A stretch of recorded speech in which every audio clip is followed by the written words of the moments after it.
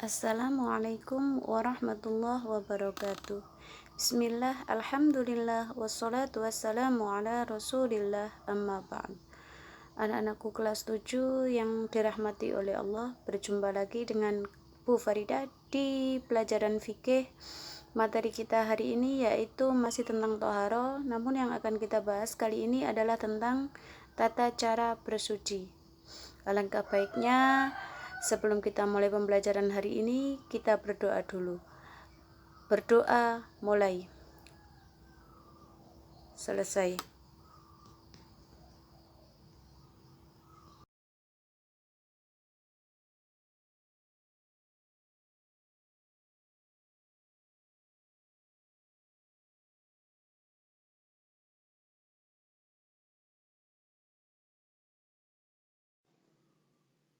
Baik anak-anak, kita mulai pembelajaran hari ini.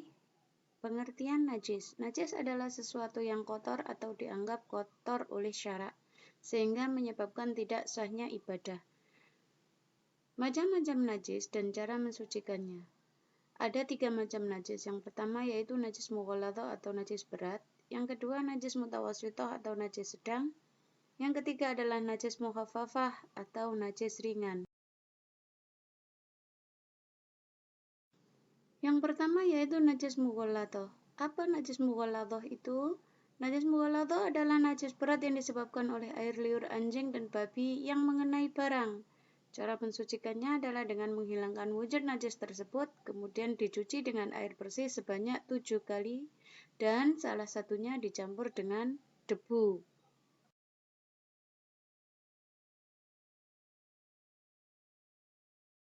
Najis yang kedua adalah najis mutawassithah atau najis sedang. Najis mutawassithah dibagi menjadi 2, yaitu mutawassithah hukmiyah dan mutawassithah ainiyah.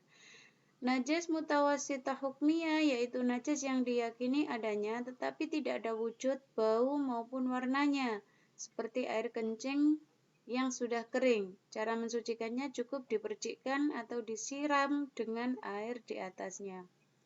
Yang kedua adalah najis mutawassithah ainiyah, adalah najis mutawassithah yang masih ada wujud, bau ataupun warnanya. Cara mensucikannya adalah dibasuh dengan air sampai hilang wujud, bau dan warnanya, kecuali jika wujudnya sangat sulit dihilangkan.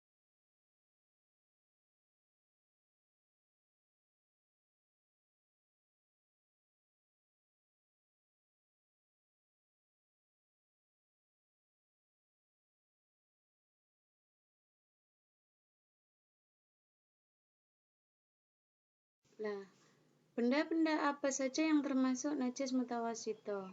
Di antaranya adalah bangkai binatang darat, segala macam darah kecuali hati dan limpa, nanah, yaitu darah yang sudah membusuk, semua benda yang keluar dari 2 jalan kotoran manusia maupun hewan, yaitu kubul dan dubur, baik itu benda cair maupun benda padat. Yang selanjutnya adalah segala macam minuman keras, dan yang terakhir adalah muntahan. Macam najis yang ketiga adalah najis mukhaffafah atau najis ringan. Yang termasuk najis mukhaffafah yaitu air kencing anak laki-laki yang hanya minum ASI, air susu ibu, dan berumur kurang dari 2 tahun. Cara mensucikan najis ini cukup dengan memercikkan air pada benda yang terkena najis.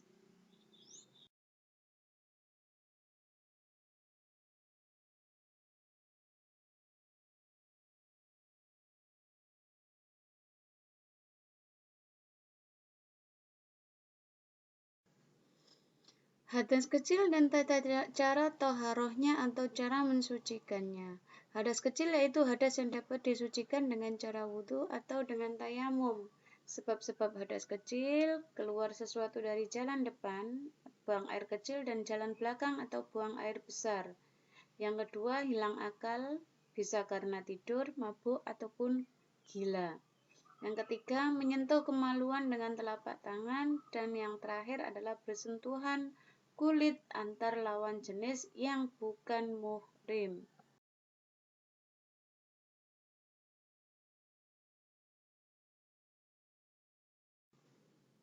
Ketentuan wudhu. Wudhu adalah kegiatan bersuci dengan menggunakan air yang suci dan mensucikan untuk menghilangkan hadas kecil yang disertai dengan syarat-syarat dan rukun tertentu. Berdasarkan firman Allah surat Al-Maidah ayat 6, A'udzu billahi minasyaitonir rajim. Bismillahirrahmanirrahim. Ya ayyuhalladzina amanu idza qumtum ila sholati faghsilu wujuhakum wa aydiyakum ilal marafiqi wamsahu bi ru'usikum wa arjulakum ilal ka'bain. Hai orang-orang yang beriman, apabila kamu hendak mengerjakan sholat, maka basuhlah mukamu dan tanganmu sampai dengan siku, dan sapulah kepalamu dan basuh kakimu sampai dengan kedua mata kaki.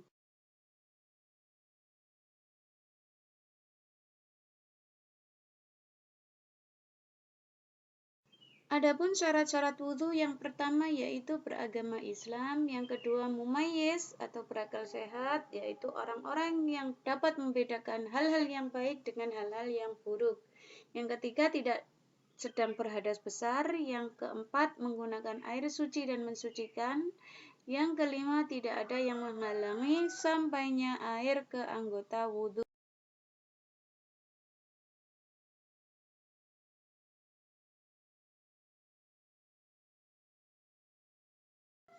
Adapun rukun wudhu, yang pertama yaitu niat wudhu, yang kedua membasuh muka, yang ketiga membasuh kedua tangan sampai siku-siku, yang keempat mengusap kepala, yang kelima membasuh kedua kaki sampai mata kaki, dan yang terakhir adalah tertib.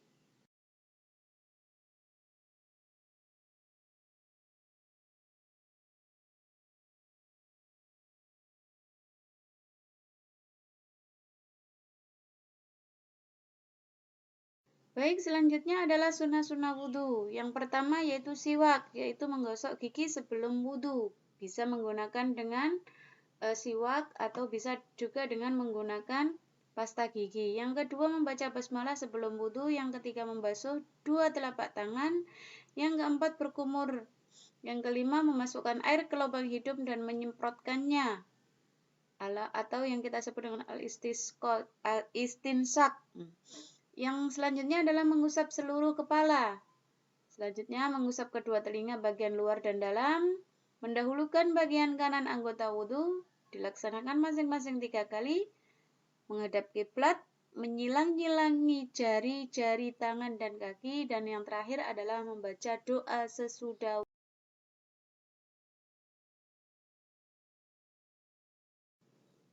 Adapun hal-hal yang membatalkan wudhu ada 5. Yang pertama, keluar sesuatu dari kubul dan dubur. Yang kedua, tidur pula sampai tidak tersisa sedikit pun kesadarannya, baik dalam keadaan duduk yang mantap di atas ataupun tidak.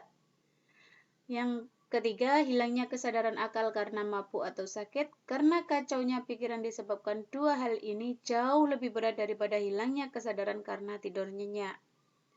Yang keempat adalah memegang kemaluan tanpa alat. Yang terakhir adalah sentuhan kulit lawan jenis yang bukan muhrim.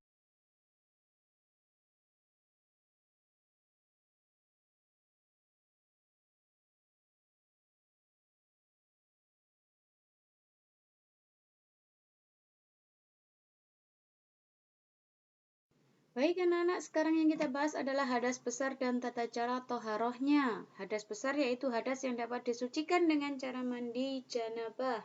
Jika kondisi sakit atau darurat, boleh diganti dengan tayamum. Adapun sebab-sebab hadas besar, yang pertama melakukan hubungan suami istri atau bersetubuh, baik mengeluarkan air mani ataupun tidak. Yang kedua, keluar sperma atau mani, baik disengaja maupun tidak. Yang ketiga, haid atau nifas bagi wanita.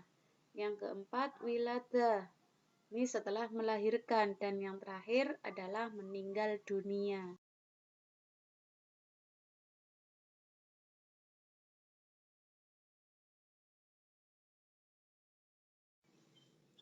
Adapun ketentuan mandi janabah sebagai berikut. Kita bahas dulu tentang mandi janabah. Apa itu mandi janabah? Mandi janabah adalah mengalirkan air ke seluruh tubuh dengan niat untuk menghilangkan hadas besar sesuai dengan syarat dan rukunnya.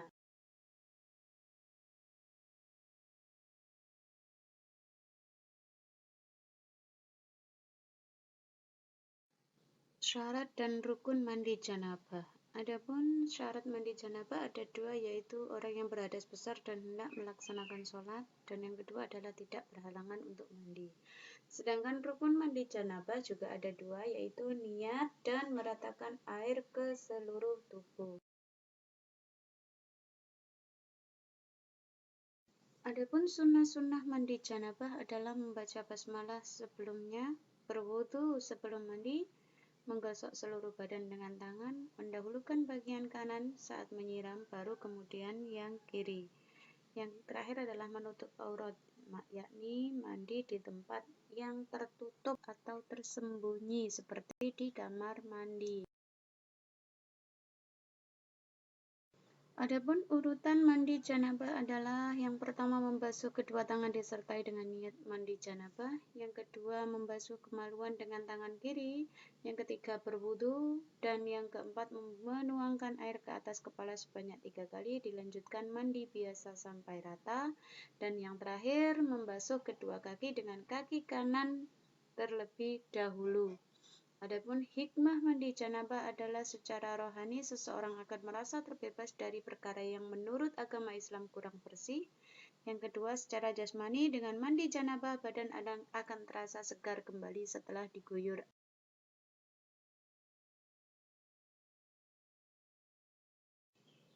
Baik, kita lanjutkan tentang tayamum. Apa itu tayamum? Tayamum adalah salah satu cara untuk mensucikan diri dari hadas kecil atau besar dengan menggunakan debu atau tanah yang bersih. Tayamum sebagai pengganti wudu dan mandi janabah adalah sebagai rukhsah atau keringanan yang diberikan oleh Allah.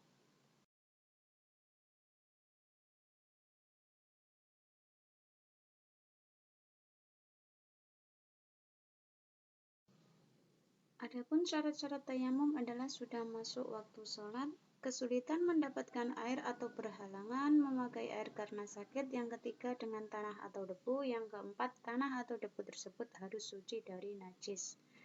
Dan selanjutnya adalah rukun tayamum, ada 3, yaitu yang pertama niat, yang kedua mengusap muka dengan tanah atau debu, yang ketiga mengusap kedua tangan. Adapun sebab-sebab tayamum adalah A. Sakit yang tidak boleh terkena air, B. Berada dalam perjalanan jauh yang sulit mendapatkan air, yang ketiga atau C. Tidak mendapatkan air untuk wudhu. Bagaimana cara tayamum? Yang pertama yaitu niat bertayamum karena hendak mengerjakan sholat, yang kedua menghadap kiblat, yang ketiga usapkan telapak tangan 1 kali ke wajah, yang terakhir adalah ucapkan kedua tangan secara bergantian dari bagian dalam ke bagian luar dari tangan kanan lalu kiri. Baik anak-anak, untuk sekarang silahkan kalian kerjakan tugas berikut. Ada 3 tugas yang harus kalian kerjakan. Kalian catat di buku tulis dan kirim di Google Form. Nanti akan saya kirim Google Formnya ya. Yang pertama, Ahmad tadi malam mimpi keluar sperma dan pada saat pagi hari dia harus melaksanakan sholat subuh. Bagaimana agar Ahmad dapat melaksanakan sholat subuh dengan sah? Yang kedua, Amir pada saat main di tetangga sesudah sholat di zuhur tiba-tiba terkena air liur anjing. Bagaimana agar Amir dapat melakukan sholat asyar dengan sah di sore hari? Yang ketiga adalah Ani sedang sakit tipes yang tidak boleh terkena air. Bagaimana cara bersuci Ani agar dia dapat melaksanakan sholat? Selamat mengerjakan, dan demikian penjelasan dari Bu Farida, semoga bermanfaat. Saya akhiri. Wassalamualaikum warahmatullahi wabarakatuh.